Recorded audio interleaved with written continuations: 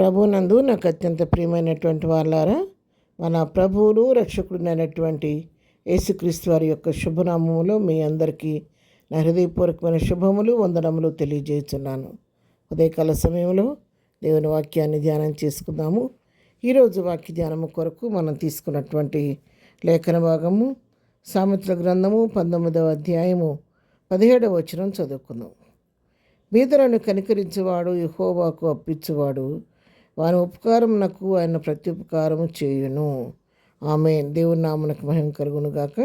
ఇక్కడ ఈ వాక్య భాగాన్ని మనం గమనించినట్లయితే బీదలను కనికరించేవాడు యెహోవాకు అప్పించేవాడు. అంటే బీదలను మనం చూచినప్పుడు వారి మీద జాలిపడి కనికరపడి వాళ్ళకి ఏదైనా ఉన్నదానిలో కొంత సహాయం చేస్తే ఆ చేసిన సహాయాన్ని దేవుడు తనకే అప్పిచ్చినట్టుగా తనకు జమలో చేర్చుకుంటాడంట. అది యెహోవాకు అప్పిచ్చినట్లుగా భావించి ఆయన ఆ ఉపకారానికి తిరిగి ప్రత్యుపకారం చేస్తాడంట. వాని ఉపకారమునకు ఆయన ప్రత్యుపకారం చేయును.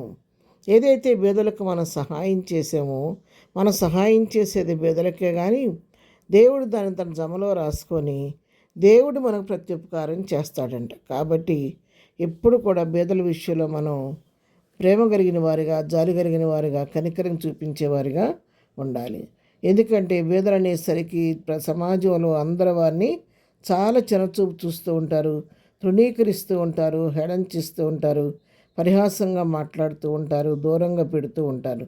అదే అధ్యాయం 17వ వచనం మనం చదువుకుంటే, బీదవాడు తన చుట్టములందరికీ అసహ్యుడు, అట్టివానికి స్నేహితుడు మరి దూరస్తులగుదురు.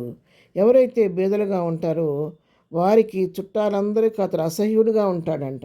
ఎందుకంటే ఇది పేదవాడిని పిలిస్తే వాళ్ళ వాల్యూ తగ్గిపోద్దని ఈ పేదవాడిని తమ చుట్టమని చెప్పడానికి కూడా ఇష్టపడరంట అందరూ. అతను అసహ్యించుకుంటూ ఉంటారని వాక్యం సెలవిస్తుంది. అంతేకాదు స్నేహితులు కూడా దూరంగా ఉండిపోతారంట. ఎందుకంటే అతని దగ్గర ఖర్చు పెట్టడానికి రూపాయి లేదు కాబట్టి స్నేహితులు కూడా అతనికి దూరం అయిపోయి ఒంటరిగా మిగిలిపోతారని చెప్పని దరిద్రుల గురించి, బేదల గురించి ఇక్కడ వాక్యం సెలవిస్తూ ఉంది. కానీ బేదల విషయంలో మనుషులమైన మనం ఈ పొరపాట్లు చేస్తూ వారిని చిన్నచూపు చూస్తూ తృణీకరిస్తూ రకరకంగా పరిహాసం చేస్తుంటాం. కానీ దేవుడు వారి మీద తన లక్ష్యం ఉంచి వారికి మేలు చేసే దేవుడై ఉన్నాడు. సామెతలు 17వ అధ్యాయం 5వ వచనం మనం చదువుకుంటే, బేదలను వెక్కిరించేవాడు వారి సృష్టికర్తను నిందించేవాడు.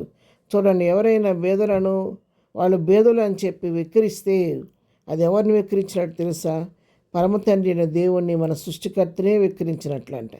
అందుకని దేవుడు చూడండి ఎంత వాళ్ళ విషయంలో ఎంత మరి శ్రద్ధ వహిస్తున్నాడో చూడండి. ఇక్కడ బేదలను ఎవరైనా వెక్కిరించాడంటే వాడు తన సృష్టికర్తను నిందించేవాడు. పరలోకపు తండ్రిని సృష్టికర్తను నిందించేవాడుగా దేవుడు పరిగణిస్తాడని చెప్పి దేవుని వాక్యం సెలవిస్తుంది.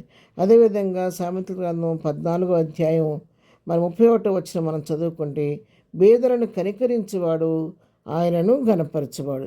ఎవరైనా బేదలను చూచి కనికరపడితే వారిని కనికరిస్తే వారిని ఆదరించి ప్రేమించి వారి కనికరించి వారికి ఏదైనా మనం సహాయం చేస్తే అది ఎవరికి చేసినట్లు? దేవునికే చేసినట్లంట. అది ఎవరైనా బేదల్ని కనికరిస్తే అదేమవుద్దంటే దేవుణ్ణే ఘనపరిచినట్లు అవుద్దంట. కాబట్టి దేవుని వాక్యం ఉదయకాలం నీతో నాతో సుట్టిగా మాట్లాడుతుండగా మనం ఏ విధంగా బేదలను చూసి స్పందిస్తూ ఉన్నాము. అయితే ఒకటి మాత్రం మనం గుర్తుపెట్టుకోవాలి, బేదల్ని విక్కిరిస్తే సృష్టికర్తను నిందించిన వారిగా ఉంటాం, బేదలపైన కనికరం చూపిస్తే ఆయన గణపరిచేవారిగా ఉంటాం. అంతేకాదు ఏదైనా మనం సహాయం చేస్తే అది ఆయన జమలో అప్పు తీసుకున్నట్టుగా రాసుకొని ప్రత్యుపకారం చేస్తానని చెప్పి దేవుని వాక్యం సెలవిస్తుండగా మన చుట్టూ అనేక మంది బేదలు ఉంటుండగా వారిని ప్రేమిద్దాము, కనికరిద్దాము, దేవుని ప్రేమను వారికి చూపిద్దాం. ప్రార్థన. ప్రేమగన్న తండ్రి, ఉదయకాలం మాకు ఇచ్చిన లేఖన భాగాన్ని బట్టి కొందనాలు. విన్నవాక్యం మా హృదయాల్లో భద్రపరుచుకొని మా చుట్టూ ఉన్న బేదలను, మా కుటుంబాలున్న బేదలను, సంఘాలున్న బేదలను ప్రేమించే మనసు, వారిపైన జారిపడే మనసు, కనికరపడే మనసు మాకు అందరికీ దయచేయండి. ఈ దినం మేము చేయి పనిపాట్లో తోడుకొనండి, రాకపోకలో క్షేమం దయచేయండి.